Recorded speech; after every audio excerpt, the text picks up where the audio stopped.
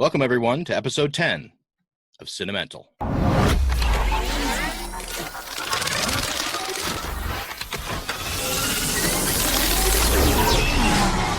Now this I can do. I can't compete with you physically, and you're no match for my brains. I don't give a crap if you covered yourself in peanut butter and had a 15-hooker gangbang.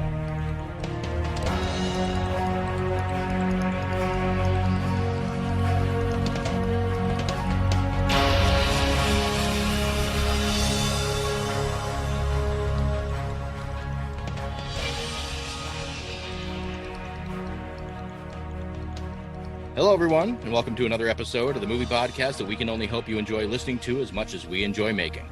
My name is Steve Hovicki, and as always, I'm here with Hassan Godwin and Latham Conger III. Our guest today, veteran of the initial Image Comics launch, started his career in comic book publishing in 1993 and has been working with Image as a creator, writer, and executive for over 26 years. President and COO of Top Cow since 1998. He's created and or written over 30 new franchises for Top Cow and Image, including Think Tank, The Tithe, Aphrodite 9, and Swing, all while handling the company's business affairs. Matt Hawkins, welcome to the show. How you doing, Matt? I am doing well, and thanks for having me. And I want to say, first off, Steve, I've known you for a long time, but you have an amazing radio voice, man.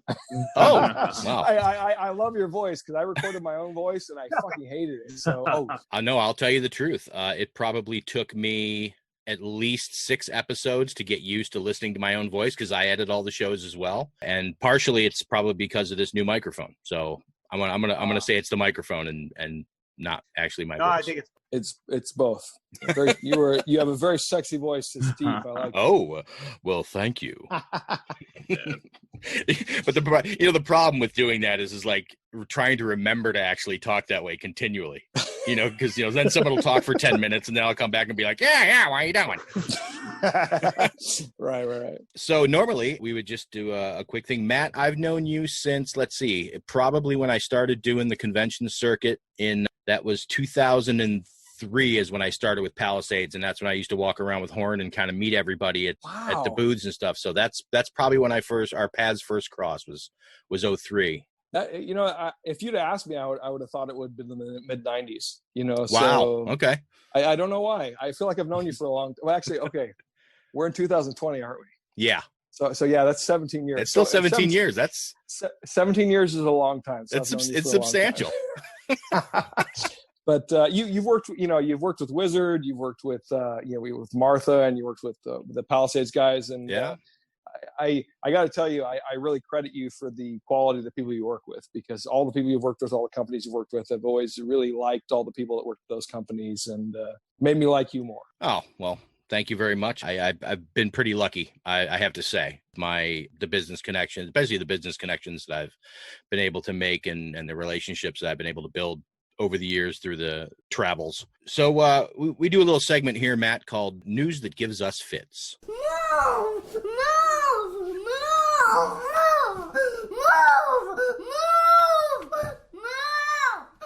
So last week we talked a little bit about Ray Fisher's comments about Joss Whedon, kind of how that was being boxed, and I just thought it was interesting.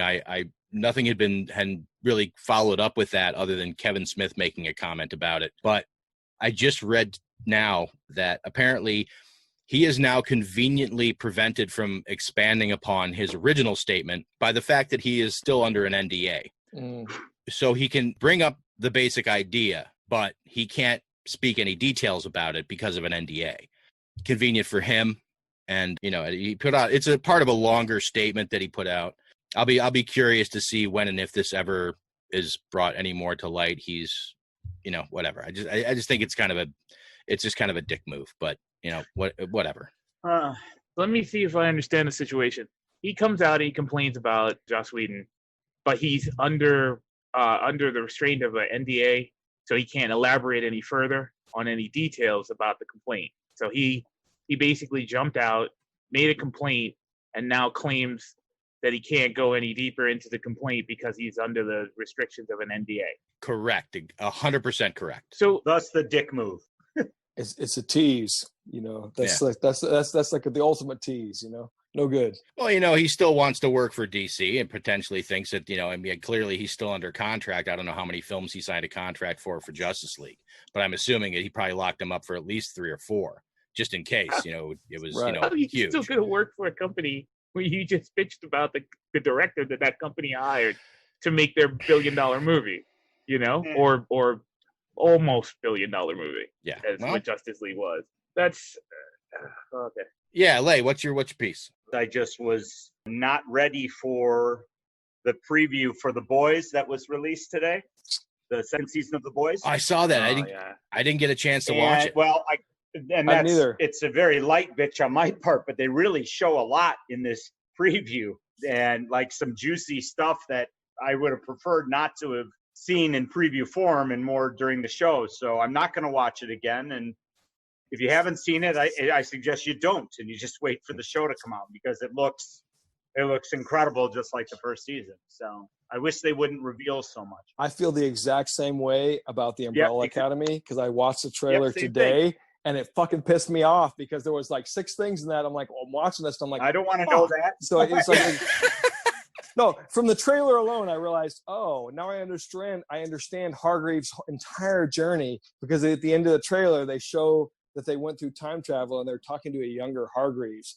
And so he tells about the children before they're ever even there. So his whole arc makes sense to me now. I don't want the arc of a character to make sense to me from a fucking trailer.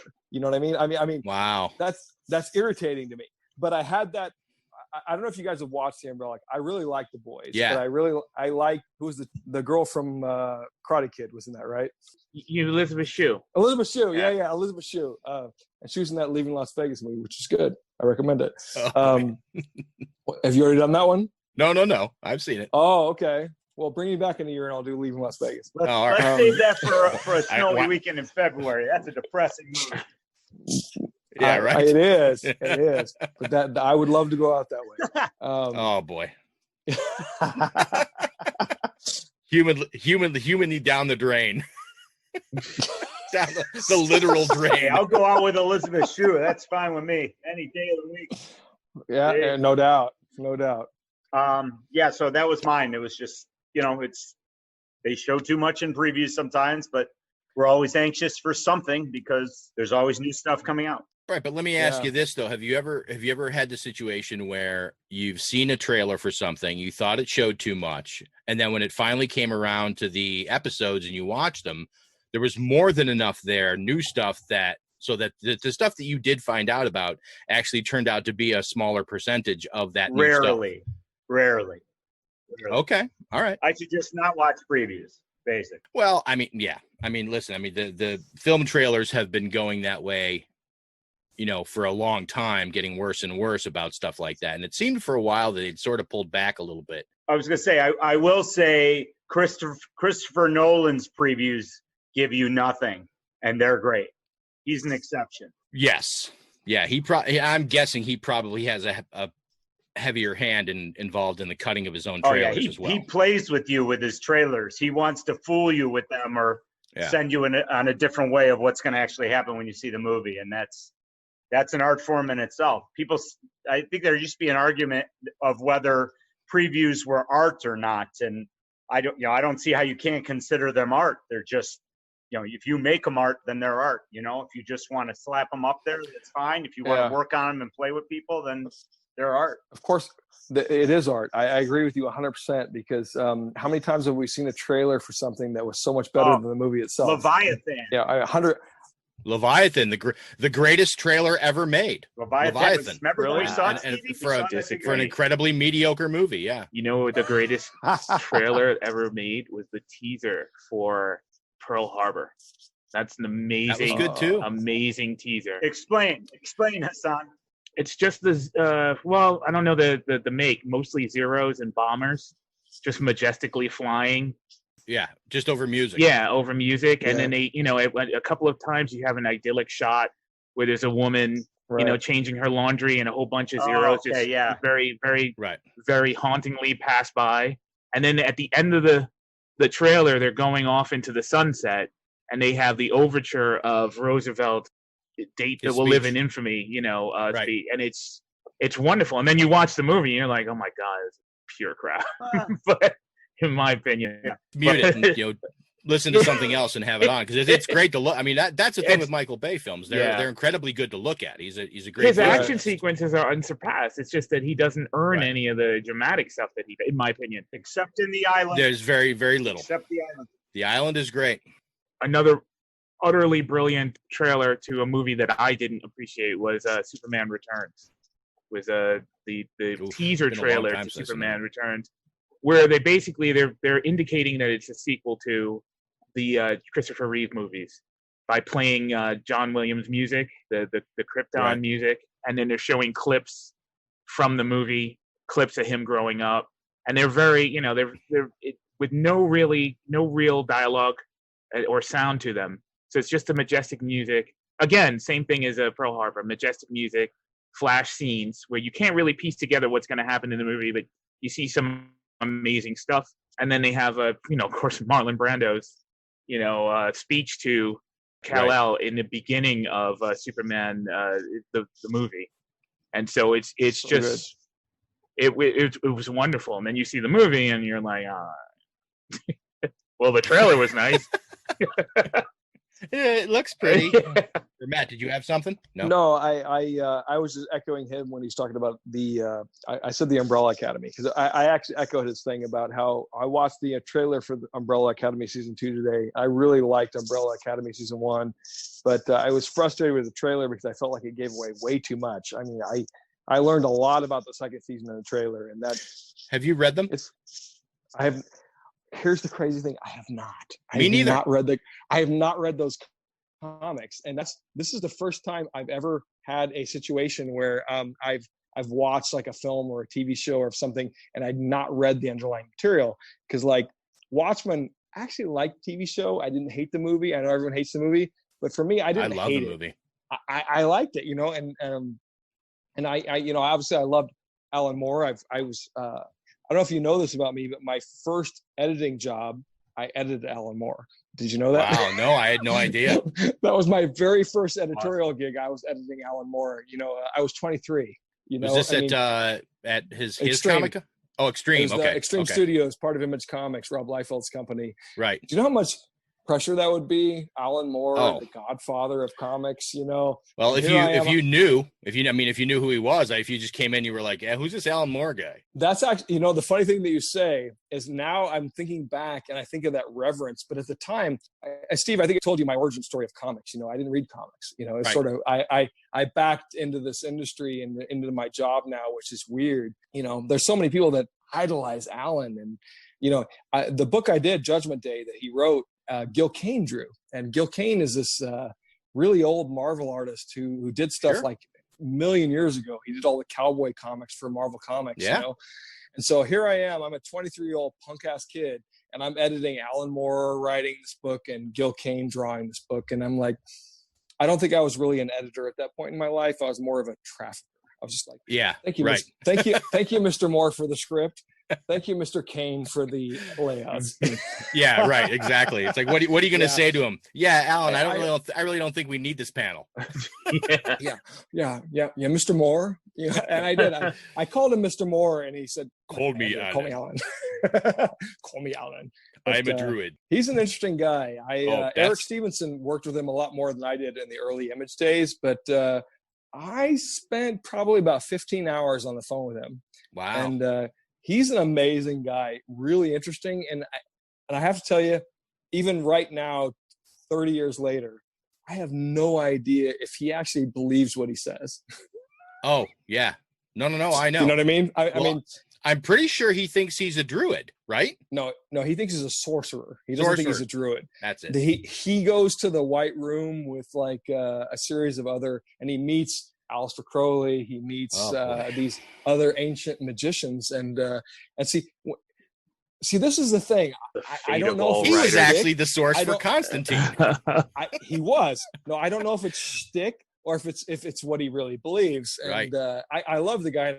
I idolize him, so I can never speak bad of Alan. And the fact that he was my first editorial gig is nuts. I mean, right, guys? I mean, I was a 23-year-old punk-ass kid, and here I am. I'm the editor of the Godfather writer of comics. It's that's funny. Life's weird. Life is very weird. All right. So Matt's choice this evening for a favorite film is The Shawshank Redemption. Send you here for life? That's exactly what they take. Andy came to Shawshank Prison in 1947. Why'd you do it? I didn't, since you ask. You can fit right in. I must admit, I didn't think much of Andy first time I laid eyes on him. He had a quiet way about him. A walk and a talk that just wasn't normal around here. Let me tell you something, my friend. Hope is a dangerous thing. I guess it comes down to a simple choice, really. Get busy living, or get busy dying. That's damn right.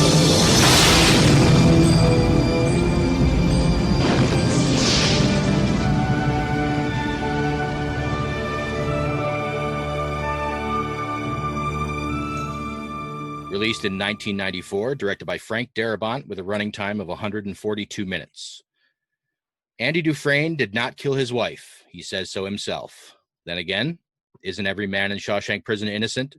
So begins the story of Andy's near 20-year incarceration. The highs and lows of a life lost are played out against the passage of time, and a story of trust and friendship is forged in the least likely place. All right, Matt, why this movie? I mean, I'm sure I already know the answer to an extent, just because kind of I'm sure we all feel this way about it, but your feelings.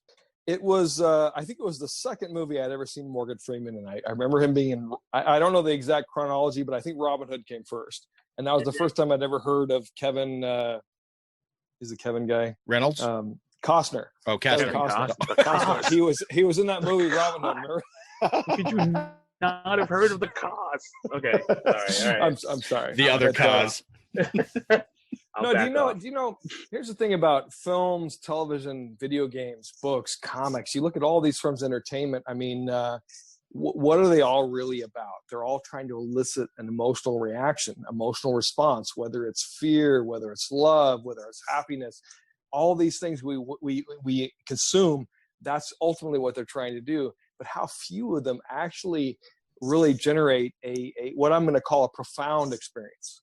You know what I mean? Where you're physically moved, you know, and you're sitting there. Like, I'll never forget when I was sitting there in the theater the first time I saw Forrest Gump, when the kid was putting the little letter up and it said "Mommy" on it. And I was a recent father, and I saw that letter. I was in the theater. A tear ran down my cheek, you know, and I'm like, I think about that. And a lot of it's about our life experience, you know, our sort of knowledge and all these things that affect us. Right. And our experience, you know, and it's fascinating because I know we're going to talk about The Hidden as well. And I rewatched The Hidden for the first time in like 20 years today. And my experience was completely different. So I'm more excited about that than I am about Shawshank, because Shawshank is just, oh my God. I mean, such a great movie. I mean, we did The Princess Bride a couple weeks ago, and I feel that Shawshank exists in its own way, very similarly to Princess Bride, as being nearly a perfect film. Yeah, and you know, it's part of it is, to me, is the institutionalization that they talked about with the guy that killed himself, and then you had Red, who also said he was institutionalized, and I never really had thought about that. You know, in my lifetime, knock on wood, to date, I've still never been arrested, right? So I've not yet led my white collar criminal career. That remains for my second act of life, you know. But I'm kidding. Maybe. But, who knows? But you know, the one thing about Shawshank I really liked was that movie. What year did that movie come out? Do you know, Steve? 94. 94. You know, that was early. You know, you had Morgan Freeman, who's a black actor. You had, I want to say Tim Robbins. Tim Robbins. I'm sorry, the player guy. Tim Robbins, the tall player guy. They were so good in this movie, and I was moved at the end of the film by their relationship. You know, and how many times had we seen in mainstream, like big films or TV or anything like that, where you had two people of different ethnicities, backgrounds, cultures, color, you know, we're in a weird way. I could argue it was almost borderline love, you know. And Tim Robbins himself has defined this movie in an interview as a non-sexual love story about two men. You have no idea how happy I am that you just said that to me, because that's exactly how I felt about it. Because at the end of that movie, when Morgan Freeman is walking down that beach and you sort of haven't been indoctrinated by this, the whole institutionalization of the guy that killed himself and this other stuff, and you've sort of been through this whole journey, you really feel for these characters. And yes, it's so fascinating to me. And this is, as a writer, I always achieve for this. It's like, how do you tap into that sort of where you really get into that core, primal, emotional, epiphanal reactions you get from the people that are watching or consuming or reading or whatever they're doing, where they just feel they're involved, they're into it, and whether it's tears or whether it's joy, it's one of those things I always analyze. I look at these films and like when we were talking about what movie do you want to be, I'm like, every time I watch Shawshank, at the end of that movie, I'm tearing up. Yeah, and absolutely. I'm tearing up. I'm tearing up when Morgan Freeman hugs Tim Robbins, and I'm just like, because I bought into their journey. These were flawed characters. They went through this journey. One was properly accused, one was falsely accused. You have the evolution of one character, sort of the interesting side evolution of another character, and how they sort of, they create this relationship that sort of benefits them both, and as a guy who's been divorced twice, I'm still looking for those things to influence my life. And it's fascinating to me. And one of my favorite moments in life was the first time I played Resident Evil 1. And this ties in for a second, because it's the first time I ever had an emotional reaction to a video game.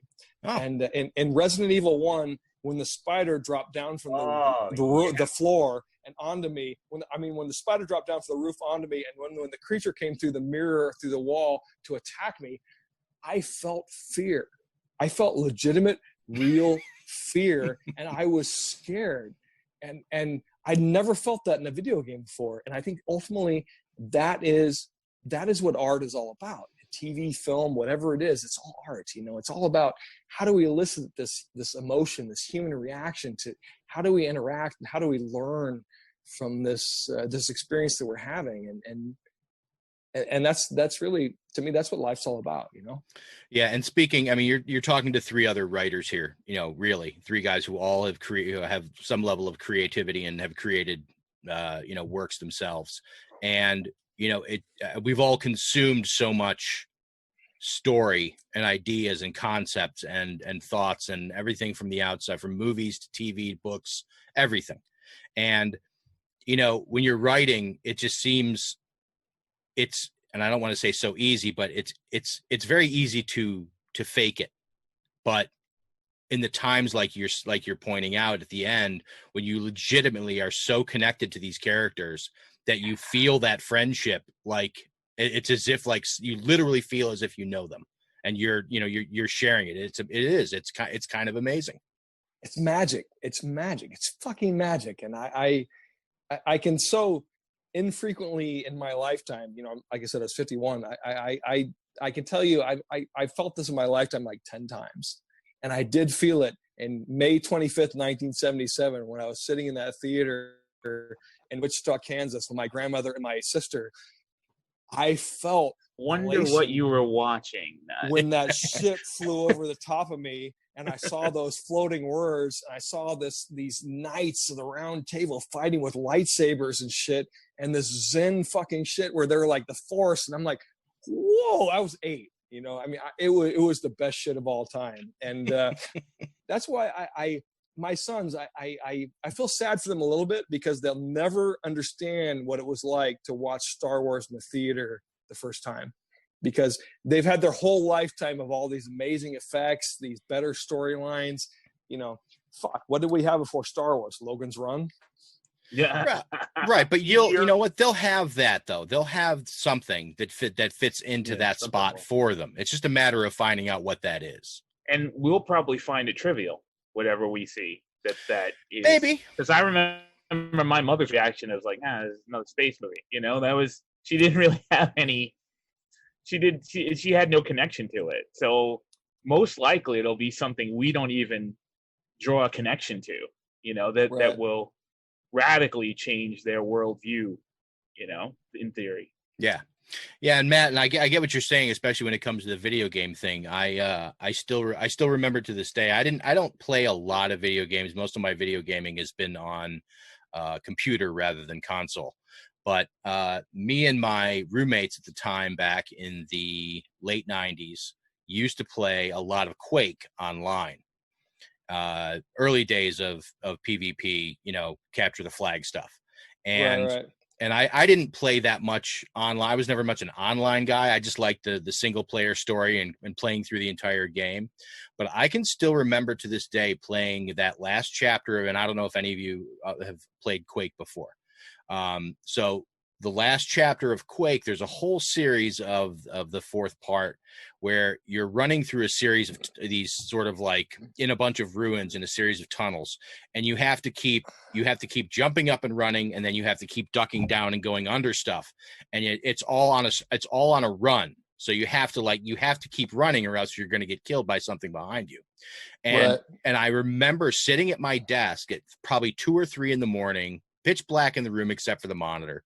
And I'm sitting there and I'm scrunched down at my desk. And every time I'm ducking under something on the screen, I'm doing this. And I finally got to the point where I was like, I literally started to hurt my neck because I'm like, what are you doing? What are you ducking for? But I was so engrossed by what I was doing and the game that I was playing that you lost all sense of everything else. And it became where you were. It was amazing.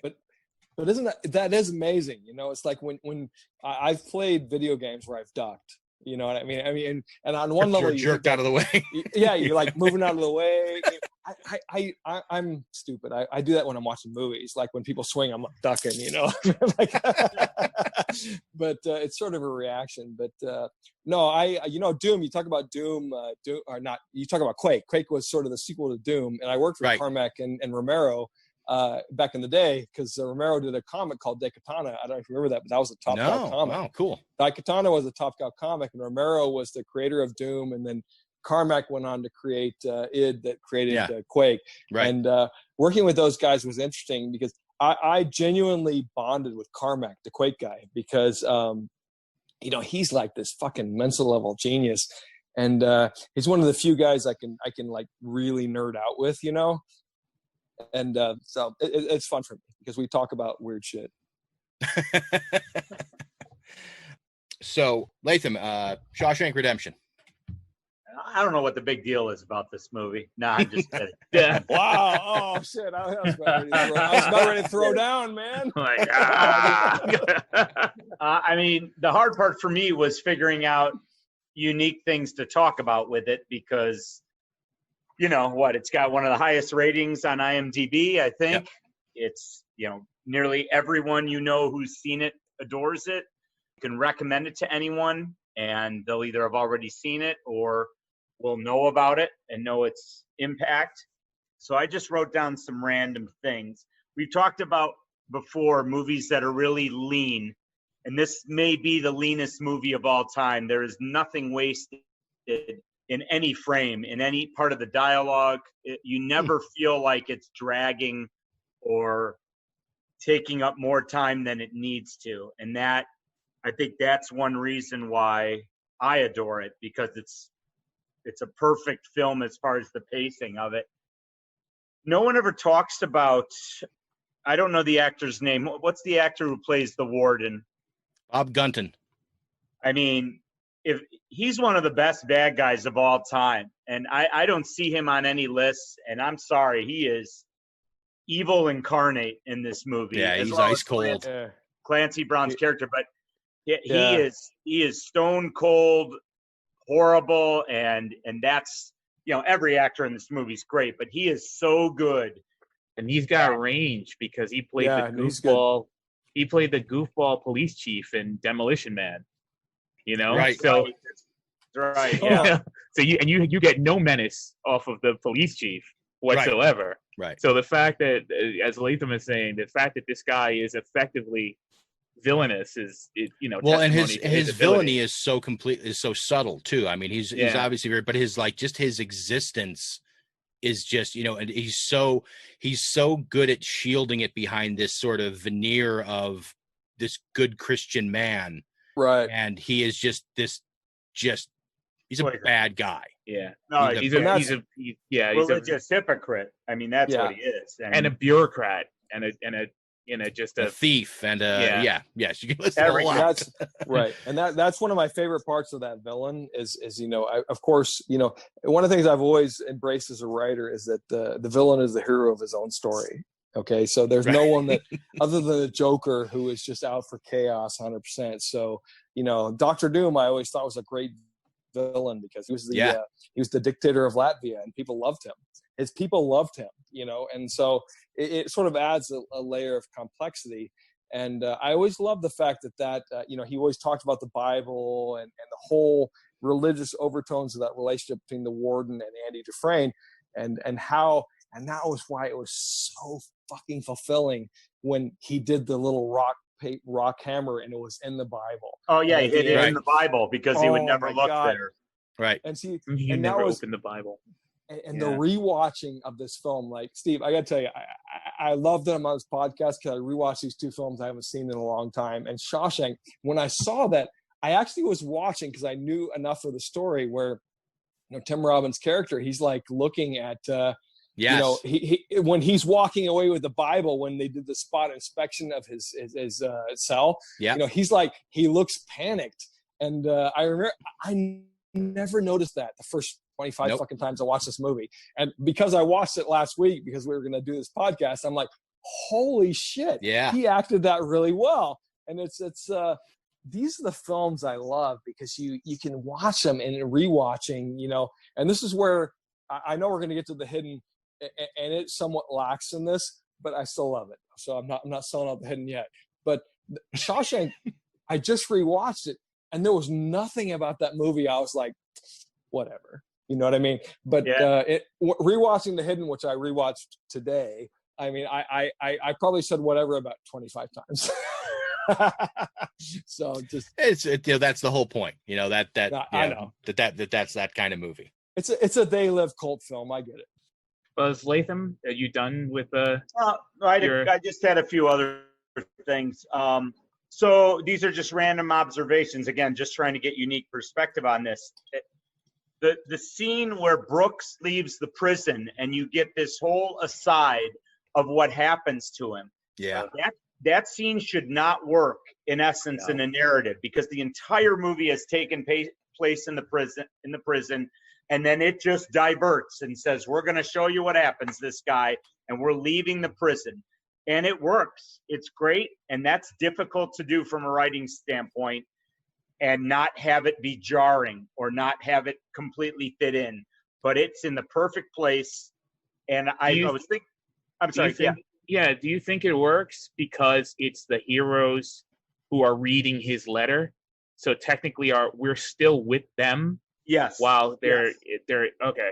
It's almost framed that way. That's a good point. We really don't leave the prison. We just get the perspective through his letter. Yeah. And it's just, I remembered that part of the film. I hadn't seen it in a while. I've seen it a few times, but I hadn't seen it in a while. And I thought, I remember that part where they go out with him, and I was just happy to see that it didn't bother me at all. I thought it was in the perfect place. And again, absolutely heartbreaking because the letter clearly ends and he mails it. It doesn't, the letter doesn't end with, oh, by the way, I just hung myself. And I guess you get the impression that they told them his fate when they delivered the letter. Yeah, or correct. Something. But okay, yeah, no, for sure. Yeah, because they refer to it later as the same thing happened to Brooks. Yeah, they knew. Right. They definitely knew. Right.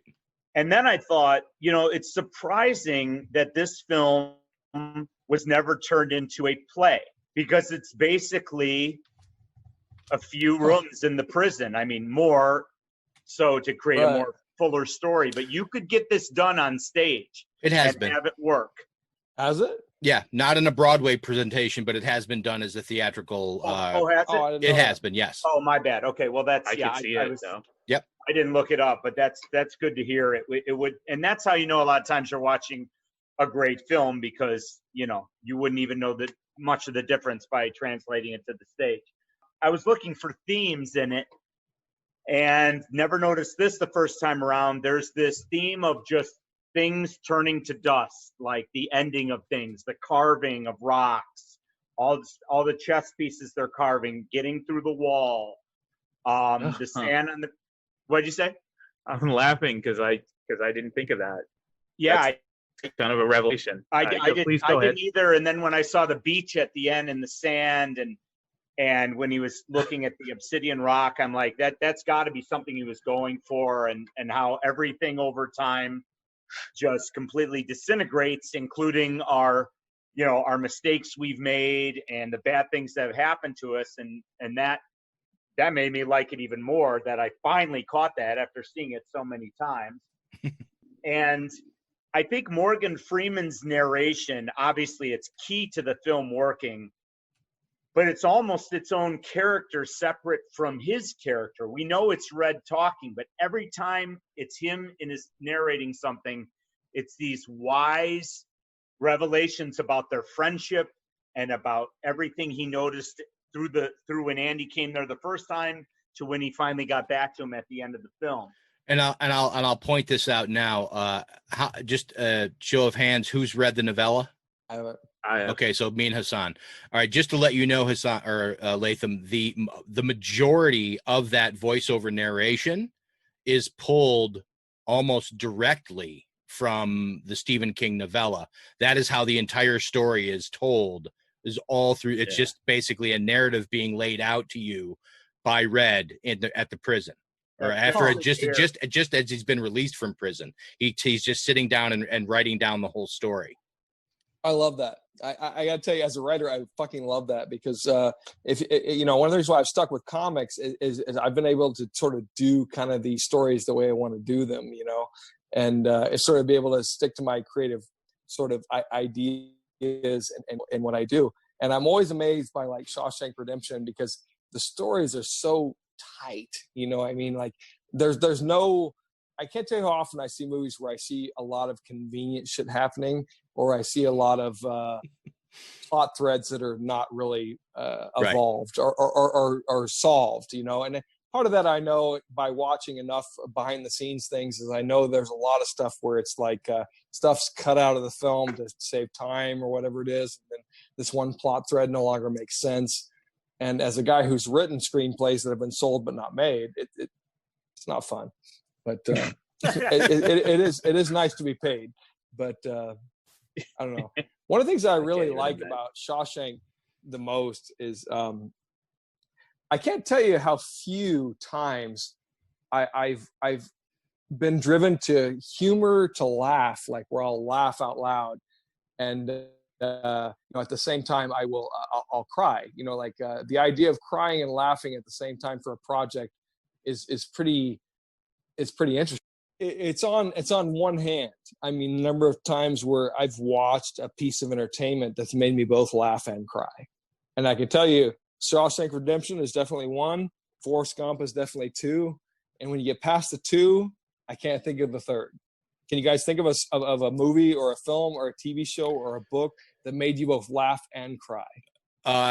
Tim Burton's Big Fish does it for me.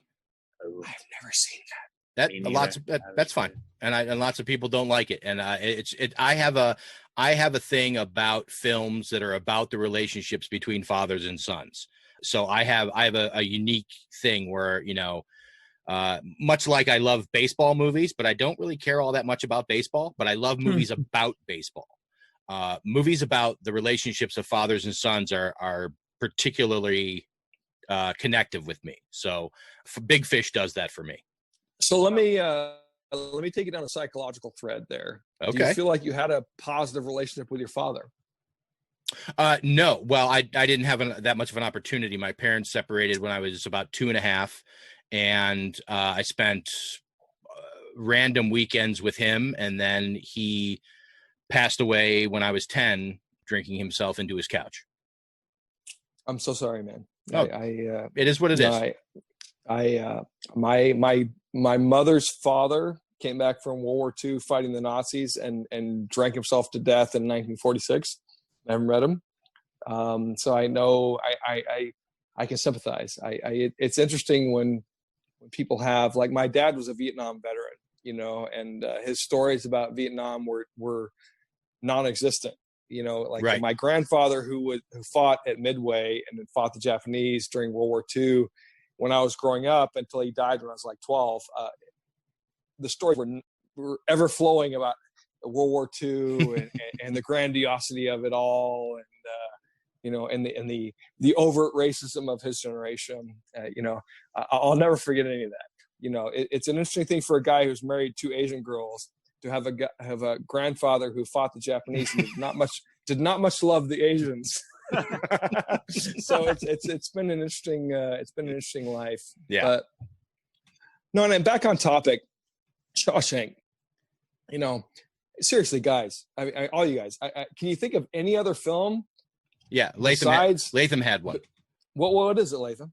That where you both laugh and cry. Yeah. Yes. I mean, Back to the Future. Where did you cry? I mean, I can think of many times I laughed. I'm just curious, where did you cry? When everything, I think it's a perfect screenplay, and towards the end when his life has changed because he changed the past slightly, and he sees his family. I don't know. It was probably just a moment in my youth, but that movie, I mean, that's my go-to movie for emotion, both laughter, crying, excitement, everything. If you want a more realistic choice, obviously that's a fantasy. Well, can I ask you a question, Hassan? I hope it's not too personal, and you can say that you don't want to answer this, but how old are you? 46. You're 46. You're 5 years younger than me. Okay, because I'm just thinking about Back to the Future, and we wouldn't have been that different in age. Steve, how old are you? 52. So you're 1 year older than me. So Yeah. Okay, so you and I are probably a little more in sync. Did you cry and laugh at Back to the Future, or did you just laugh? Because I just laughed. I don't have the. I would say probably just laughed. I don't have the connection to Back to the Future. I know it's Latham's favorite film of all time. So I mean, there's a more of a connection to that film for him than there is Right. for me. I certainly in what?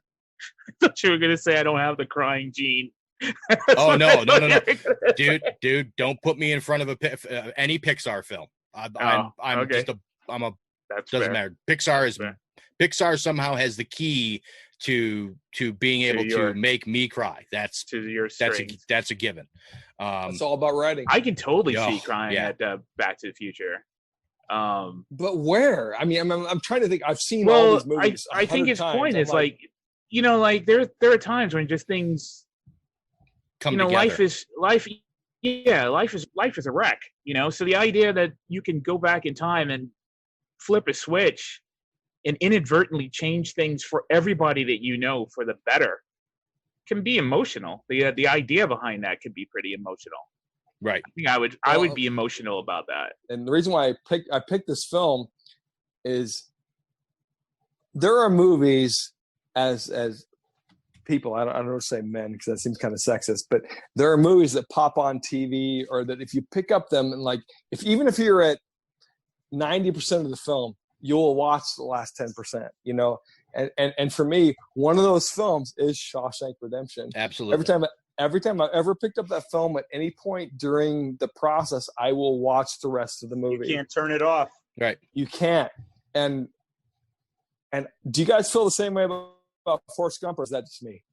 That's another decent one, yeah.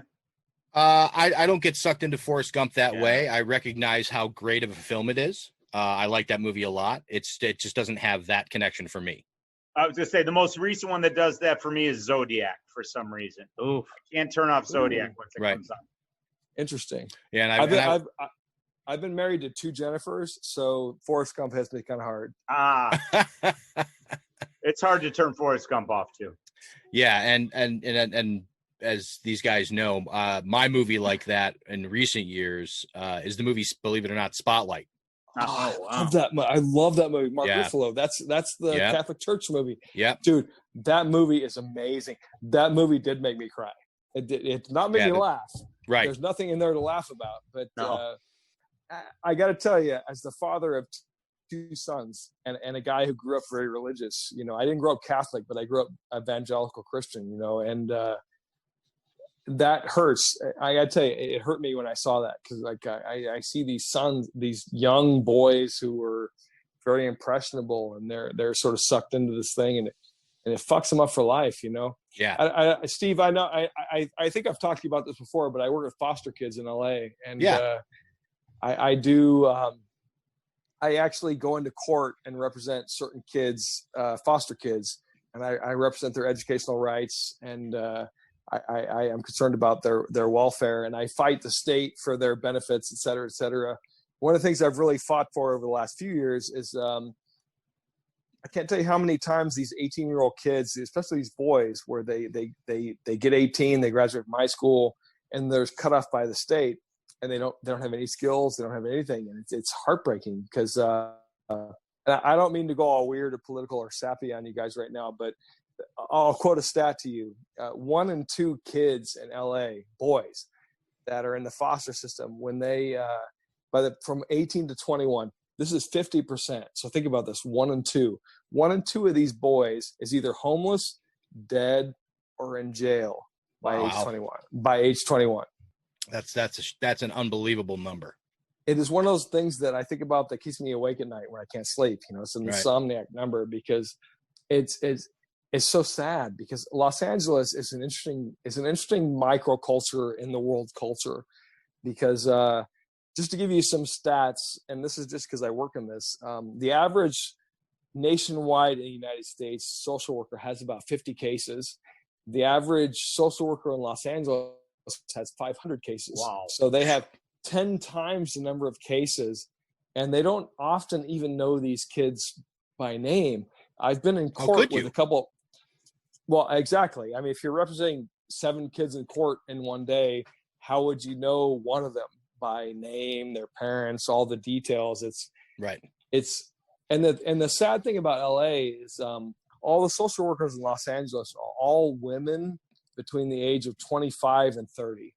And they're all these women who have graduate degrees, PhDs or masters in psychology or whatever it is. And they go out and they really want to do this good thing where they want to help these kids.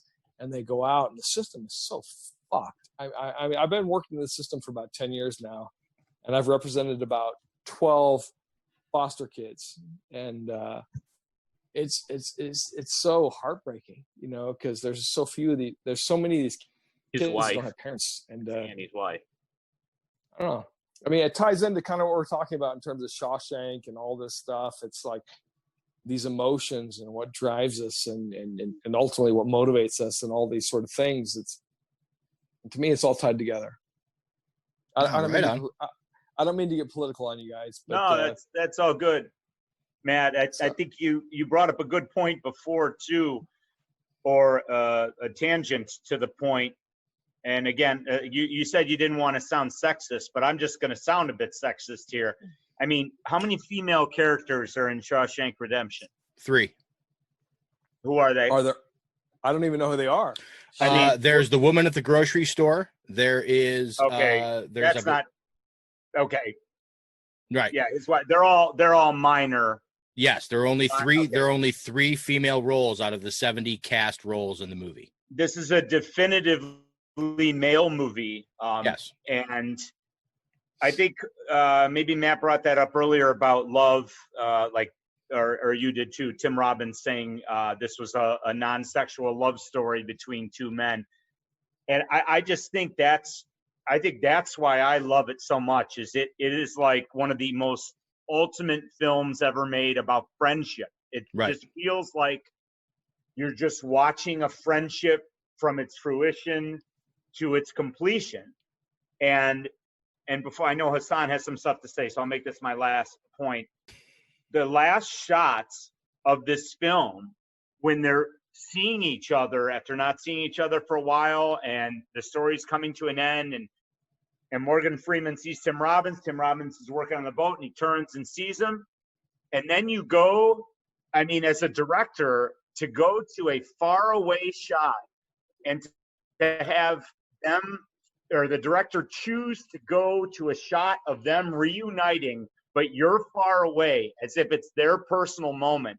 To me, that's brilliant, because anyone else, especially in the way they make films today, they're going to show that up close and personal with close-up shots. You never get a close-up of that again. You just see it, the camera's backing away, and then the credits roll. And that might be my favorite shot of the film. And this is a funny add-on about that particular part of the film. That long shot of the two of them getting back together was Darabont's fuck you to the studio, because Darabont wanted to end the movie with Red on the bus, just the same way the book does. And basically the studio said, we want them to show them getting back together and meeting up. And they actually submitted pages to Darabont as a potential scene at the end of the two guys being together and repeating some of the similar lines that they had when they met on the prison yard. Yeah. And so Darabont was like, yeah, I'm not doing that. And that's why he did that long shot where there was no dialogue or no connection. It was just done in silence. You barely see their hug, Exactly. And I like that. I think that was great. I think that was unique, and I'm glad he did it that way. Yeah. I fucking love that. I have to say, and that's one of my favorite shots in the film, because that sticks with me. Like, it's like, I wish I had greater bonds with male friends. You know what I mean? It's like these two guys are having this moment, and it's awesome. And like I said, it's one of those things where, like, there's so few films and video games and shows and things that elicit a true emotional reaction from me. But that elicited an emotional reaction, and I had a response to that. Yeah. And it was one of those things where in my life I'm like, I want that, and that.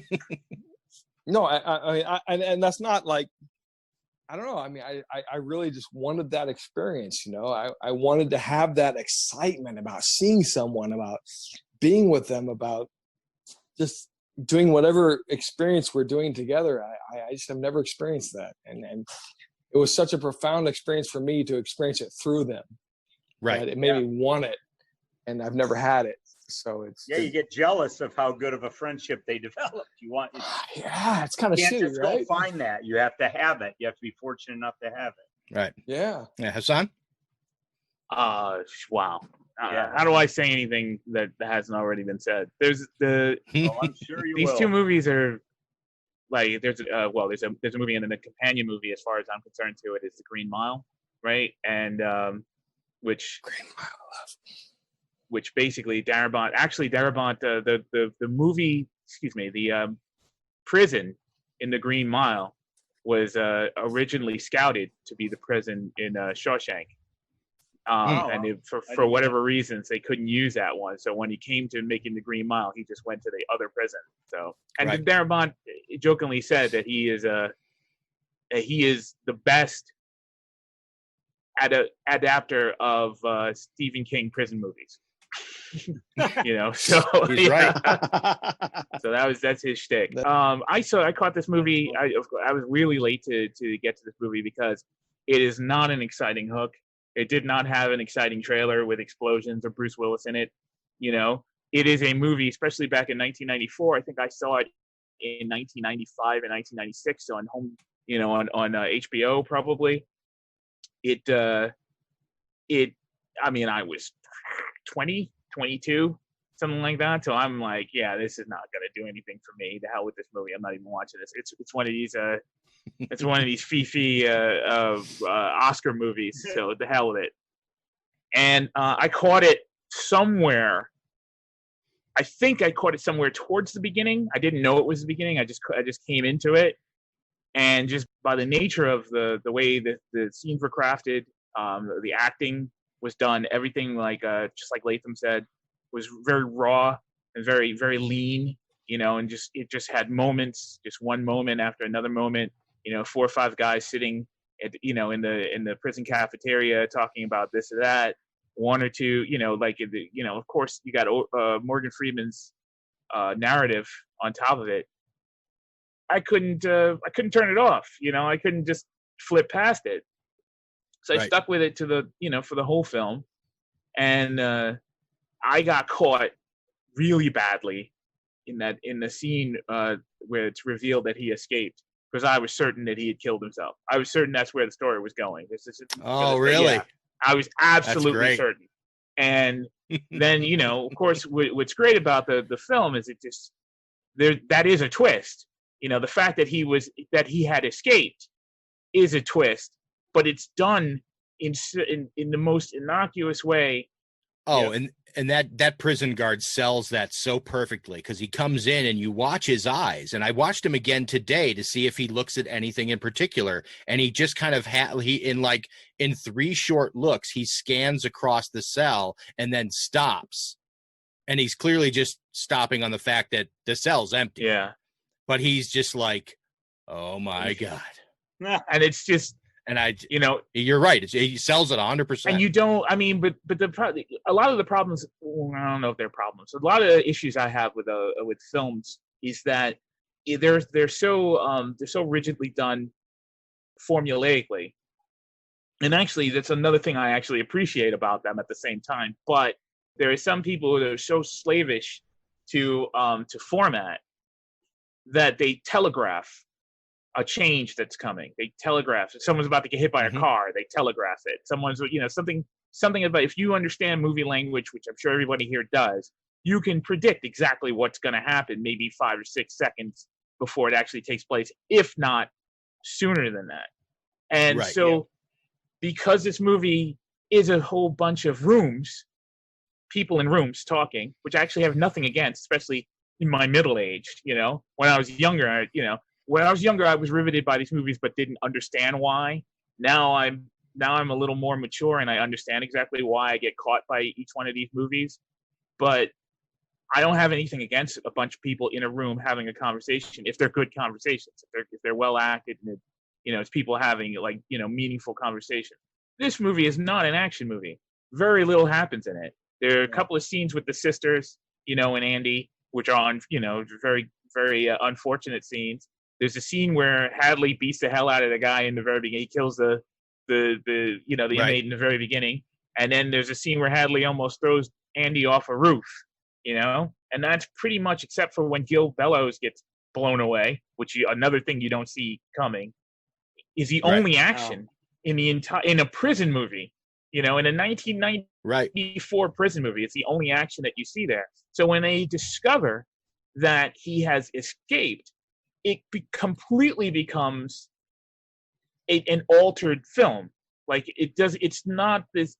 It's no longer. It reveals itself that this was never a depressing piece about guys who form a bond and wither away in a prison. Right. This was always as Stephen King done. This was always a story of some kind of supernatural revelation, and it doesn't necessarily have to be ethereal or using or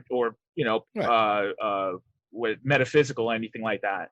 It is just it's the last word in the book. It's hope. Yeah, and it's really about hope. And it's a Herculean thing that pulled off, and then Darabont is just so fucking brilliant. In every movie that I've ever seen, even The Majestic, which is this weird, goofy movie with Jim Carrey.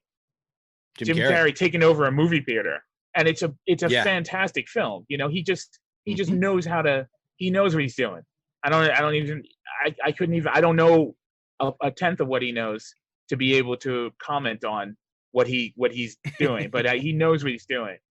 So there are some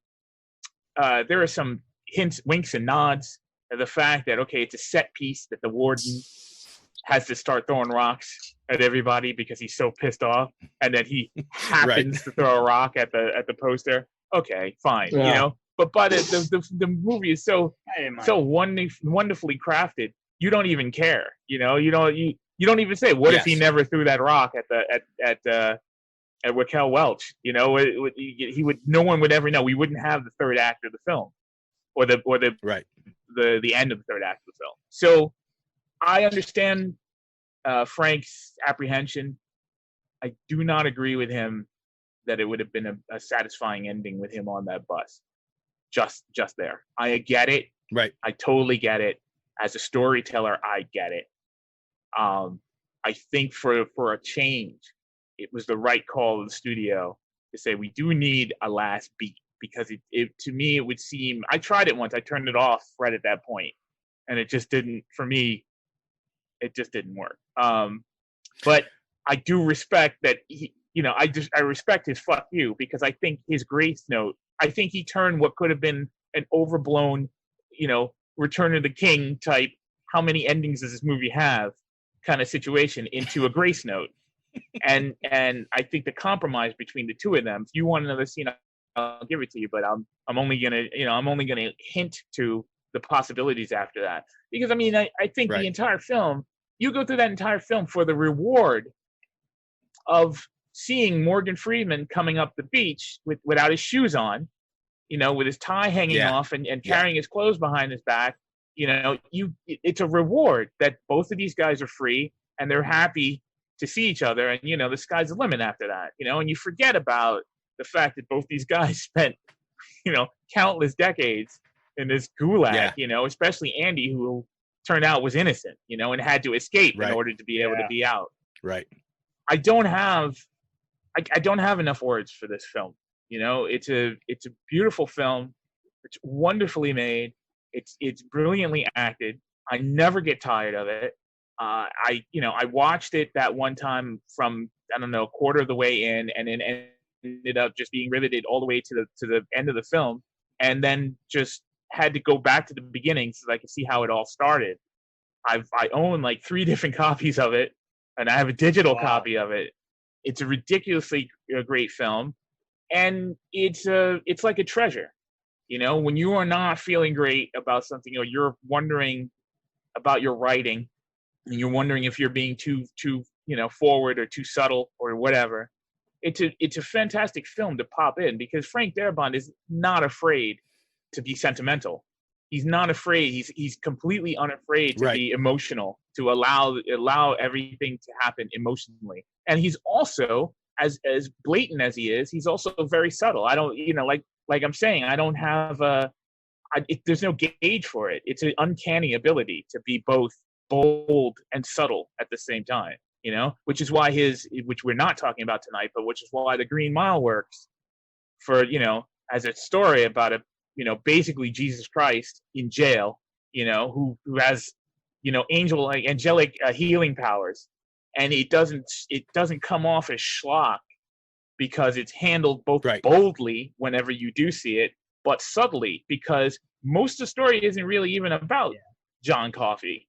In fact, there's a whole swath of film that takes place that has nothing to do with him once they put him in the jail cell, until Tom Hanks's urinary tract infection gets to be so bad that John Coffey actually calls him from all the way down the mile, and then that's when the whole story again takes a turn, and you realize, oh, this is a story about a supernatural. It's another story about the supernatural. Excuse me. Long story short, and I know it's too late, I think this movie's brilliant, and I love it. It's fantastic. I like it. Exactly.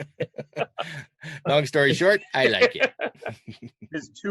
Stephen King's 2 best adaptations have no supernatural things in them for me. Stand By Me and this. Oh well, and Misery. But there's not a, when I say supernatural, I don't necessarily mean that there's a werewolf in it, whatever. But I do understand what you're saying. What I mean by it, because I'm probably using the wrong term, is that it becomes the supernatural aspect, especially in the Shawshank Redemption, is like is the hope, and the hope is turned into a more enormous thing than just 2 guys talk.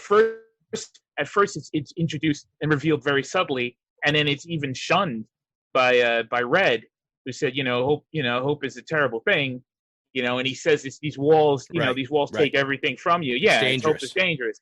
So, and then it becomes, once the warden moves the poster, hope becomes a specter. Like, wait a minute, you can get out of here. You don't have to put up with this. You can, so it changes, and also changes Red when he goes to his parole hearing after that, because he's Right. completely on a different wavelength than he was before. He wasn't even trying to get out because Yeah. he was already, he already had his Resigned he already to the had his fact. revelation about what the whole thing was about. He was a Right. changed person. So by then, he wasn't trying to please anybody. He was just like, I understand the way this world works. I understand how things are. I don't really need your charity. I don't need you to, I don't even need to be here to be evaluated. I understand what I've done and why I'm here and blah, blah, blah. And turns out that was enough Right. for them to be like, okay, yeah, all right, out. Yeah. So it's supernatural is what I mean. Is it takes on a supernatural aspect. But yes, you're absolutely right, Latham. There are no ghosts and goblins in the damn film. And that's another thing that makes it wonderful, in my opinion. He's got good, obviously, adaptations where there Yeah. are those things, Shining or whatever not. Well, the Green whatever Mile else, is one but- of those things, yeah.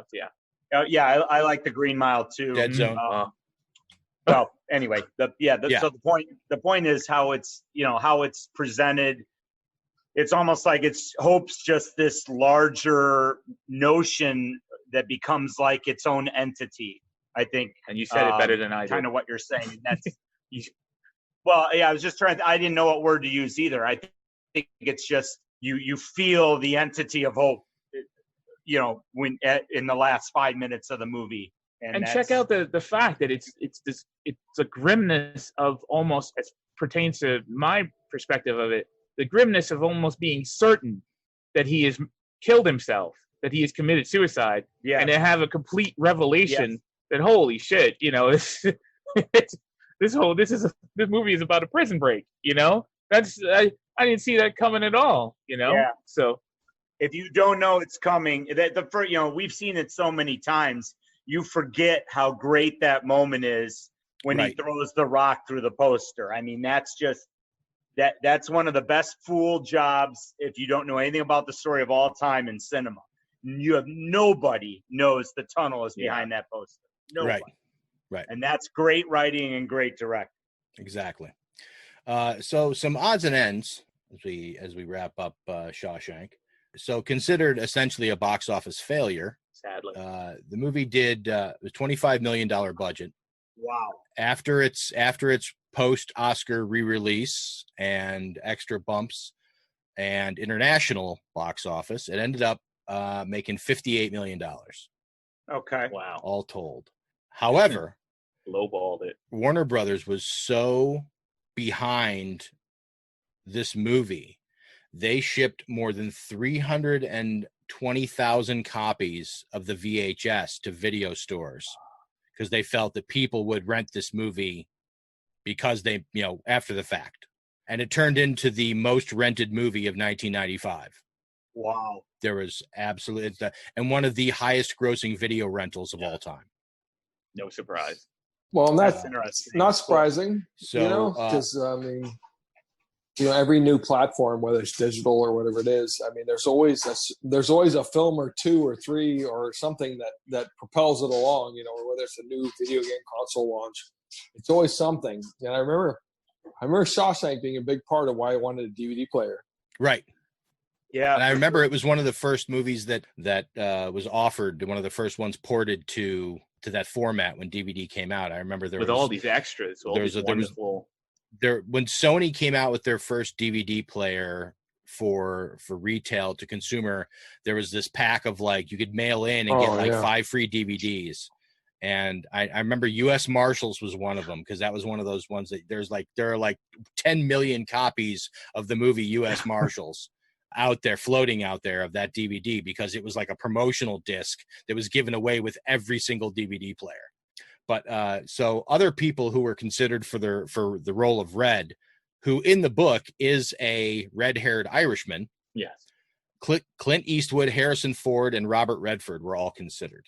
Now, for the role of Andy Dufresne, Frank Darabont wanted Tom Hanks, but Tom Hanks had already been tied to Forrest Gump. He wanted Kevin Costner, but Kevin Costner was deep in the middle of Waterworld. Oh, poor Kevin Costner. It was offered to Tom Cruise, and Tom Cruise passed on it. Oh, thank goodness. Other names in consideration were Jeff Bridges, Matthew Broderick, Nicolas Cage, Johnny Depp, And apparently Charlie Sheen was so in love with this script that he offered to do it for scale and also offered to create a 30-minute test reel to prove that he could do the part. Castle Rock at the end said no thank you, and announced Tim Robbins and Morgan Freeman soon after had gotten the roles. Wow, they passed on. That was before the Charlie Sheen meltdown, way before, you know? Yeah. So that's pretty pretty bad, actually. Yeah. If Tom Cruise had starred in it, he would have hid the rock hammer and a copy of Dianetics. Oh boy. So Brad Pitt was originally cast as Tommy, and he dropped out to do Interview with a Vampire after he started getting the uptick in role offerings after his success in Thelma and Louise. And then it ended up going to Gil Bellows, which is Gil Bellows' first role. He's basically James Gandolfini passed on being Boggs, the rapist. Wow. He did it. That's good for him. And Sidney Poitier turned down the role of Red because he didn't feel that it was providing a good enough example. Okay. And apparently when Mark Ralston, who played Boggs, came into the audition, Darabont looked up and said, "Oh my God, it's Drake." Which is. Do you remember when we did the Saw convention? We did security, and we were at Gabe's house the night before, and I watched Shawshank. You guys went to sleep, and I was on the sofa watching Shawshank. And then Mark Ralston the next day threw his bag at me because he didn't throw it at me, but he threw it off the bus because they came in a van or something like that. And I went to go grab it, and he told me not to touch it because it wasn't because he didn't want me to touch it, but he wanted to carry it himself because it was heavy. I don't know what the issue was. And I look up and I was like, "It's Boggs." And I was like, I just saw you last night. You beat the crap out of Tim Robbins. And he was the nicest guy. He was probably of all the guys there, he was one of the nicest guys, but I'll never forget that. I was like, oh my God, I just saw you last night. It was fantastic. So Tim Robbins, Morgan Freeman, and Kevin Costner actually have the perfect acting triangle. Oh, so Tim Robbins and Kevin Costner were in Bull Durham. Kevin Costner and Morgan Freeman were in Robin Hood, Prince of Thieves. And then obviously Tim Robbins and Morgan Freeman are in this film. 6 degrees of either of them, right? Of these three guys, right. Unfortunately, only Kevin Costner was in Waterworld. Yeah. So this was fun. All those shots when Morgan Freeman keeps getting rejected on his application for parole, and it has that mugshot of him as a young man. Yeah. That is his son. Oh, wow. That's his son, Alfonso. Oh, okay. In the mugshot. All right. Who also actually is in the movie, shouting at the inmates when they show up during the fresh fish sequence. Yep. Rob Reiner was so in love with this script. He offered Frank Darabont $2.5 million for it outright because he wanted to direct it himself. And Frank, and he had Rob Reiner had Harrison Ford and Tom Cruise all set to play Red and Andy. Oh. And Darabont considered the offer, but ultimately decided that he thought that this was his chance at his first directing gig to do something really Good great. Choice. And he wanted to do it himself. Good choice. Yep. Did any of you guys catch Red's cell number? Nope. 237. Oh boy. Okay. That's nice. Please, let's not do that. What does that mean? I don't know what that means. That's the hotel room number in The Shining. Oh, okay. That's the it's bad also the name of a documentary if you want to go down the rabbit hole. Yeah, it's but pretty don't. fucked up about Do yourself a favor and don't. Because it's not that good. Okay. It's interesting. Well, I appreciate that. It's so Stephen King never cashed the $1,000 check that Darabont paid him for the rights to make the film, and several years after the movie came out, King had the check framed and sent it to Frank with a note that says, "In case you ever need bail money, love, Steve." That's awesome. Yeah. That's awesome. This one I love. So the director of photography on this film was Roger Deakins. Yep. And this was his first Oscar nomination as director of photography. It would be 23 years and 12 nominations before he would win finally in 2017 for Blade Runner 2049. Wow, that's Oh just wow! Well, the director of speaking of- photography for Shawshank. Jesus Christ! It took him that long to win an Oscar. Yep. Speaking of the Oscars on this too, just another highway robbery story. It got Yep. nominated seven times and won nothing. Now, granted, this year for Best Picture, you got Forrest Gump, Four Weddings and a Funeral, Pulp Fiction, The Quiz Show, and Shawshank. I mean, that's a pretty loaded. That's a pretty loaded docket. He did not get nominated for Best Director. Right. Of course not.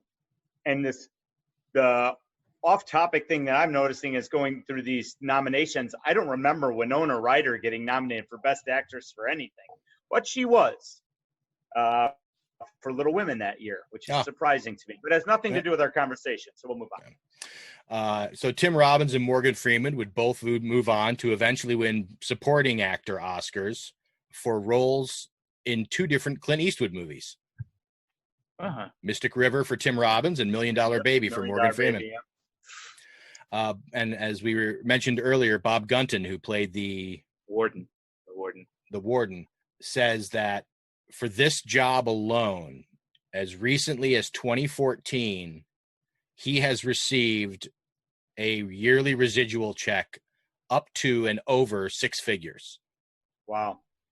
The amount of the amount of money that this film has made since just in replay and selling the rights to replay it, because literally every cable network shows this movie. Yeah, but I didn't know actors got paid royalties for viewing. Oh yeah. Yeah. Oh yeah. No, I've written films and TV shows, and we get royalties every time they air. Like if they air on some obscure network, we still get. Yeah, a fee. I understand the writers. I mean, my mother was in ASCAP, so I still get ASCAP residuals, right? But that's from writing. I didn't know for acting that you also got. Oh, absolutely. That's amazing. No, the residuals on acting. The residuals on acting are actually higher. No wonder. Yes. Writers are actually the lowest rung in the in Hollywood totem pole, which is not for music, but in Hollywood, absolutely. It's absurd, but it's the lowest rung of the Hollywood totem pole. Yeah. As Latham mentioned, it holds the number one spot in the IMDb top 250 films. It is number one. Wow. Okay. It's been number one since I think 2017. I think. What's two? I don't know. So I looked up, and IMDb has this crazy formula that they use that involves voting on the IMDb site. And it's literally a whole algorithm laid out. And I just didn't dig that deep into it, honestly. Yeah, no, I was just curious. Stephen King's only criticism of the film, apparently, according to Frank Darabont, was that Andy's tunnel was too round. He thought it looked like a Wile E. Coyote tunnel. But that's what he do, because he's a craftsman of rock. Even his tunnel would be crafted. That's right. So apparently there are deleted scenes from this film, which Darabont claims will never be seen. That sucks. He feels that they don't add anything to the film in any way. And from what he says, he thinks they're too embarrassing, which I don't understand, because there's a description of what some of the scenes are. And I didn't think that they were embarrassing, but he just feels that the film is perfect as is, and he's not going to mess with it. The other thing I found about this, which was crazy. So the foreign translation of the title of this film is one of the craziest arrays of titles I've ever seen for anything.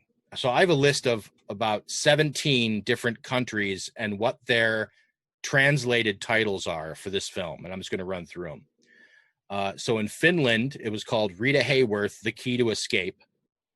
In France, it was The Escapees. French Canadian, Into the Shadow of Shawshank. In Germany, The Convicts. In Greece, Last Exit, Rita Hayworth. Hungarian, Prisoners of Hope. Israel, Walls of Hope. Italy, The Wings of Freedom. Latin America, Dreams of Freedom. Mexico, Dreams of Escape. Norway, The Reign of Freedom. Portugal, The Inmates of Shawshank. Romania, Angel's Prison. Russia, An Escape from Shawshank. Spain, Life Imprisonment. Sweden, The Key to Freedom, and in Turkey, The Price of Captivity. I don't get it. It's just crazy. The reader hater thing kind of makes some sense, but because and Darabont purposely left Rita Hayworth off the title because he didn't want people to be confused about about thinking this was a biopic or something. And as it turned out anyway, because word got out that he had done an adaptation of the novella with that name, he had a bunch of A-list actresses reach out to him saying, "Hey, we'd like to try out for this movie." And he's just like, I don't have any roles for you. There's no women in my movie. Yeah. How can you make a Rita Hayworth movie with no women? That's watch me. Exactly. So that's Shawshank Redemption. Let's go down the tubes. And again, the internet is not something that you just dump something on. It's not a big truck. It's a series of tubes. All right, so we're going to start off here with the U.S. Advance poster. Iconic image. This is again, we've gone over this before on some previous podcasts about a lot of films, especially of this era, that a particular iconic image would be chosen for the film poster, and then that poster would be used for all of the subsequent foreign posters, or a lot of the foreign posters, and just given a language makeover, essentially. This is a pretty common one that you see repeated a lot. The great image of him standing in the rain after he escapes, although in the movie he's not wearing anything, and here he has a shirt on. So another interesting bit about actually that sequence in the film, apparently they shot 17 takes of that crane shot of lifting away from him standing in the water in the rain, and all of the takes were out of focus when they went back and checked them, except for the very last one, and that's the one you see on film. And it's such an iconic shot too. The fact that I know. So next is the USA A poster, which is the standard release, which is just that bomb below with the two headshots. This is the one that everybody knows pretty much. This is the one that got the most sort of exposure. This is one you see in most of the theaters. Yeah. Not compositionally very good. Yeah, I agree. Nah, I don't like it. No, not even for the time. It's pretty standard. Yeah. It's just kind of threw it together. So next is the French poster, as you know, called The Escapees. And it's interesting that they've put him in there in the suit. Yeah. As opposed to in the prison outfit, which is weird. Yeah, it's a weird choice, to say the least. Next is the German poster, which actually kind of reminds me of, do you guys remember that movie from, I want to say 79, called Bad Boys with Sean Penn? 83 actually, but yeah. Is it 83? Okay. This totally reminds me of the poster for that movie for some reason. I agree with you. It's very strange. I don't like it. I don't like it. This is Latham's favorite part of the show, by the way. Yes, that's right. So the next poster Latham will like. This is for the 10th anniversary release. This is a Drew Struzan. Yeah, this was on the cover of my my special edition Shawshank DVD. The steelbook? Yeah. No. Actually, I didn't get a steelbook of this, unfortunately. Oh, okay. This is Are you guys Struzan fans? Oh, hell yeah. Yes, absolutely. Here's an interesting factoid for you. I was the first comic book creator that had Drew Struzan do a cover for one of my properties ever. Wow, really? He did a cover for Lady Pendragon in 1998. He's done a number of X-Men and Iron Man and various things since then, but the first comic book cover he ever did that was printed was Lady Pendragon. Wow. He hit you over the head for it? Look at you. No, he charges a lot of money. Well, here's the thing. Here's the shitty thing. At the time, I didn't know who he was, and my buddy Greg Aronowitz, who's in the film business, who does he builds miniature sets that the directors they go in and they use they figure out their camera angles for their shoots. Yeah. So he builds miniature sets for a lot of science fiction films. Like he does all the Zemeckis and Spielberg films. Like if you go to his house, he has little sets of AI and all these other movies there. That's cool. And the point being is Greg was buddies with Drew, and Drew was just this huge comic book fan.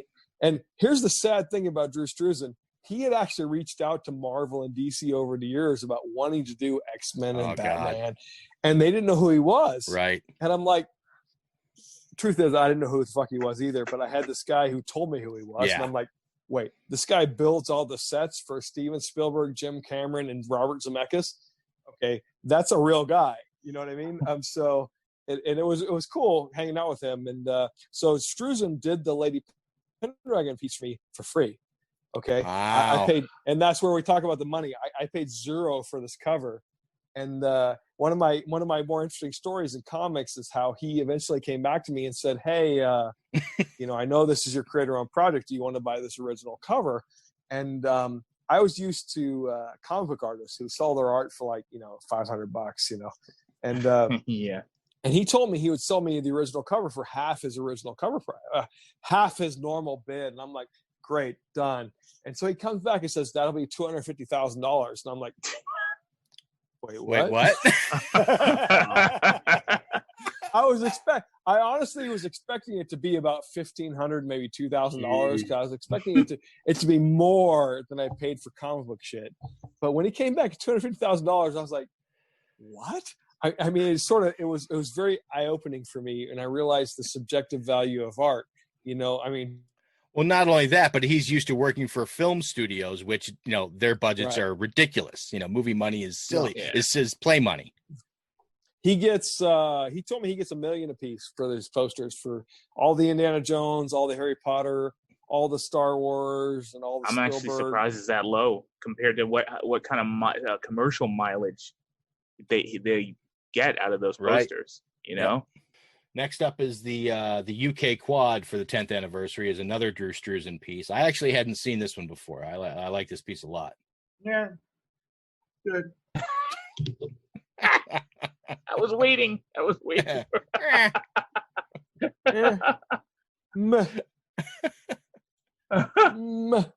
next is the Czech version.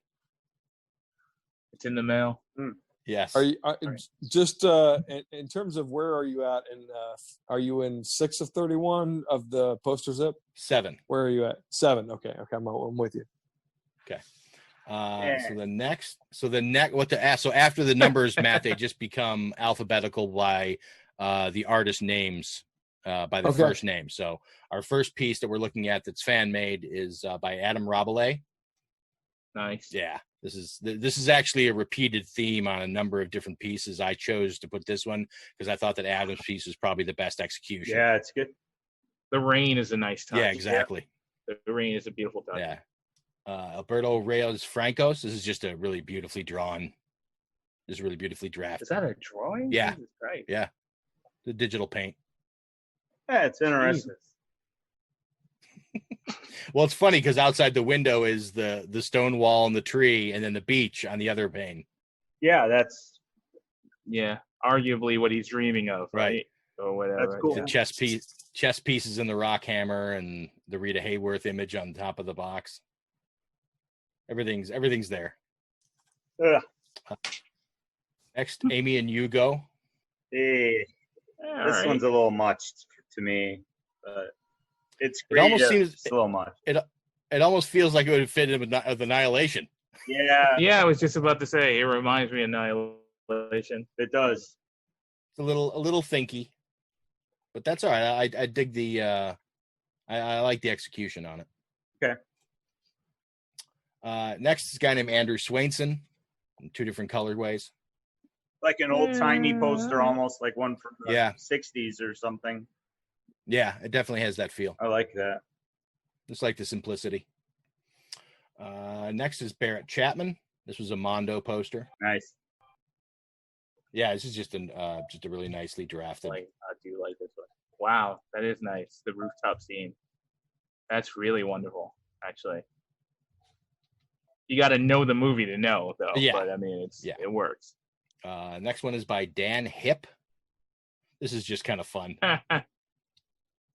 Reminds me of like a I can't think of the It's like a Hitchcock poster in my opinion. Yeah, almost a little bit. Vertigo. I he's guess got I'm thinking of Vertigo or High Anxiety. Actually, that was Mel Brooks. But Yeah, the Saul Bass posters. yeah. And Daniel Keene, it's the only one I found with the shot of the shoes. Strangely enough. I don't like it. Now, the next one you're gonna like. You sure? Gary Irwin. Oh wow, nice. Really nicely done. Yes. Oh man, the title of the film is in the typeface. Yep. That's wow. Sort of. Nice. Yeah. No, it's in the same font. Oh, it is? It's in the same font. It's on the it's just different sized. Oh, okay. Yeah, that's kind of cool. These are hard too. I mean, if you're assigned to do that, to come up with like representations of a film, for a poster, they're not easy to conceptualize. Right. Next, it's a guy named Hessam HD. Good name. Almost. How about you, Miss Fussy Britches? Next is Jimmy Viola. Hey. A little bit too symbol heavy for Latham. Well, I don't mind that. I don't know. It's just I couldn't put my finger on what I don't like about this one, but I can. But someone else worked hard on it, so good for them. Next one is a guy named Jordan Bolton, who does these like a collection of things that are relevant to the film. Holy shit! And then he just draws them all out as if they're arrayed on a floor somewhere. He does that for every one of his posters? Yeah, he's got a whole, but if you look him up online, he's got a whole series of these. Yeah. Seems like a good idea and thought. Well, it's neat to see how far he goes. Yeah, I mean, to find the pieces of everything. That's his gimmick, so that's cool. Right. To think back of what they might be. Next is Justin Reed. This kind of reminds me of a like a magazine illustration. Almost Rockwellian. A little bit. But that stylized look has got me, thinking like it's was for like an article in Wired or Empire or something. Yeah. Or even Mad Magazine. Yeah, in its own. For sure. I think it'd be better without the objects at the bottom and just the title of the movie, but whatever. I didn't draw it. Yeah. Next is Keshava Shukla. God bless you. Brooks was here. Nice. So was Red. Nice. Minimalist. Yeah, very much so. But good, I guess. This next one is a little bit, I don't know how to actually describe it. Mark Davies had this piece on his website. Get busy living and get busy dying. Yeah, and it's just he's got the rock hammer there at the very bottom. And the tree. And the baseball glove that Red was using when he was throwing it around, and one of the food trays, and the film canister that he hits Boggs with, and Jake the Raven is sitting at the lip of the hole. He's got like a lot of elements thrown in here, but it's got a very odd feel to it. Yeah, it's almost like a horror aspect. Reminds me of Seven. It's not really. Yeah. Next is Mark Hammermeister, which is very similar to the other Jordan Reed's or Justin Reed's. Not bad. Yeah, I like it too. I don't. Shocker. Next is the Mighty Beaver. And again, minimalistic at best. Yeah. Strange. That's what you wanted to do. A little haunting, but I like it. Other films we've gone through the posters for, there seems to be a lot more creativity flowing, and this film being so iconic, I don't know. I seem underwhelmed by most of these. But, gotcha. Okay. Next is Nazma Shakib. It's giving away a plot hole. No pun intended. I like the idea. I just don't. Yeah, I don't necessarily agree with the execution. Correct.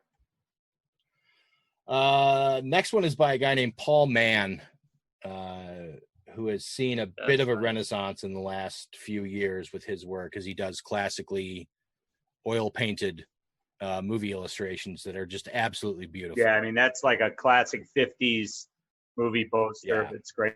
If you go look at Paul, they call it the Pyramid of Faces style. The Pyramid of Faces. Yeah, the format that they're using. Cool. Next one is by a guy named Paul Shipper. Oh, that's nice. Yeah, he's come on in the last half dozen years or so, but he's got a very Struzan-esque style to him. He comes from that school of like the classically, I think he works digitally, but it's the classically painted look. I just don't like Tim Robbins twice on this poster, but otherwise it looks good visually. Right. Next is by Robert Bruno. Oh man, some of these are really good. Yeah. Good one. What's that like? It's a good one. Robert Bruno. I wonder why he settled on just the Warden, instead of say Hadley. Yeah, there's a number of other characters he could have used. The Warden's fine. It's not a Warden's arguably the main villain of the piece, so right. So yeah, it's fine. Brooks was here in the corner. Yeah. Nice. Yeah. The next one is by that guy Scott Saslow. Does those photographic posters. I actually like this execution. With the hair flip. Yeah, with the scene from the movie of the with the poster that was taken from, or the poster took the image from. I had to explain to Amaya last night the entire when that scene happened. She just looked at me. She's like, I don't understand why. And I had to go through the fact that there was no media back then, but magazines and movies. That's right. That's where you saw your stars. And if you were men in prison with no other outlet, seeing that woman flip her hair like that would pretty much just do it for you. Next is a guy who goes by the name of 3 Feet Deep. I actually found 3 or 4 posters by him. I think I put 2 in here. Yeah. But he actually did 3 or 4. But I like this one and the next one best of the ones he did. I like the second one. That's good. Yeah, it reminds me of that poster from Benjamin Button. Yeah. A little bit, yeah. And then there's Tom Miatke. Again, minimalist. Yeah. I like that one. And that's it for Shawshank posters. All right. Wow, really? Yeah. Wow, we cycled through those really quick. So talking a little bit about Mr. Darabont. He's only directed 4 films. Right. Shawshank, Green Mile, The Majestic, and The Mist. And The Mist. And The Mist. I have not seen The Majestic. It's a great movie. It's weird. It's a strange. I don't mean it's weird in that it's a weird movie, but it's weirdly simplistic. It's a very straightforward, simplistic film, but it's just done in such a manner that it's a lot like Shawshank. It's very much crafted like that. There's a lot of glorification of locations and imagery, that kind of stuff. A lot of quiet moments. There's a lot of character moments, very strong character moments. There's another, there's kind of another twist. It's a little bit of a love letter to old Hollywood. Yeah, I would like to see it. I would say so. Yeah. It's interesting. He wrote some of these great late 80s horror movies that I think are above the typical fare at that time, like The Blob. The remake of The Blob is a great, scary movie. The Fly. Nightmare on Elm Street 3. Kingdom of the Crystal Skull. All right, we'll stop. He did. He wrote it. He wrote a version of it. Yeah, he's a script doctor. He's the reason that Miriam came back. He's the one who brought Miriam back. He is, and they kept that. Yeah, there's a lot of things that he's done punch ups on that sometimes he's credited and sometimes he isn't. He worked on the 2014 Godzilla. He worked on Saving Private Ryan. Wow, Walking Dead, unbelievable. Oh, that's good. He did a lot. Well, he did a lot of Walking Dead. He wrote the screenplay for Mary Shelley's Frankenstein, the De Niro one. But for his 4 films, I mean, yeah, I think Shawshank is pretty much the be all end all. I think Hassan may say Green Mile though. No, I said Hassan may say Green Mile, or it's up there close to it for you. I take them side by side. Okay. I take them as companion pieces, mostly. The Mist is really good. I mean, he doesn't have a bad movie. I mean, I haven't seen Majestic, but all 3 of his movies I've seen are great. Yeah, The Mist is a psychological romp. That's for sure. Shawshank, I mean, that's his pinnacle, I think. So.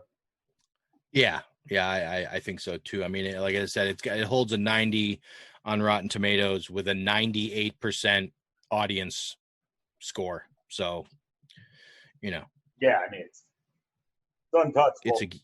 It's a gimme. Well, I'm sorry we lost Matt. I don't know. I'll find out later. But we'll find out. Yeah, I would still like to thank him for joining us anyway. We definitely appreciate having him on. You guys got anything else you want to throw out there today? I'm good. No, this was I enjoyed both movies, so I'm happy. I'm happy that those were the assignments. Those were fun to watch. Indeed. Yeah. Indeed. Yeah. Thanks to Purple Planet Music. Get your own awesome theme music at purple-planet.com. Please check out our website at cinementalpod.com for all of the poster images that we discuss on our Down the Tube segments. And don't forget to download and subscribe to Cinemental wherever you enjoy your podcasts. You can always listen to new episodes at cinementalpod.com. Also, you can follow us on all major social media accounts at cinementalpod. For Matt Hawkins, Hassan Godwin, Latham Conger III, and myself, we say thank you so much for listening. And as always, in the words of our friend and mentor, Truman Burbank, Good afternoon, good evening, and good night. yoink.